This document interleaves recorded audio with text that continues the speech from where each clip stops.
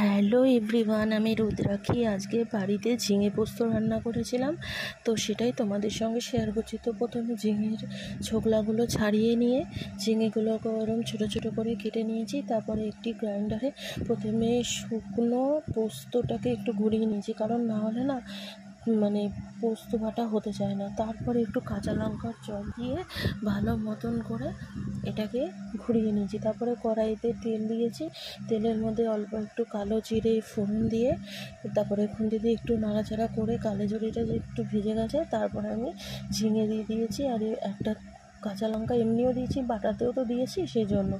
আর নুন আর হলুদ দিয়ে এবার ঝিঙেটাকে আমি প্রথমে একটু ভালো করে ভেজে নেব। এতে কিন্তু একদমই বেশি তেল লাগে না, অল্প তেলেই রান্নাটা হয়ে যায়। তো ঝিঙেটা যখন একদম ভাজা ভাজা হয়ে গেছে, তখন আমি ওই পোস্ত বাটাটা দিয়ে দিয়েছি, এবং পোস্ত বাটাটার সাথে আমি এর মধ্যে একটু জলও দিয়ে দিয়েছি, কারণ ঝিঙেটা একটু সেদ্ধ হবে সেই জন্য। আর সামান্য পরিমাণ মিষ্টি দিয়েছি, কারণ যে কোনো পোস্তর তরকারিতে মিষ্টি না দিলে খেতে ভালো লাগে না।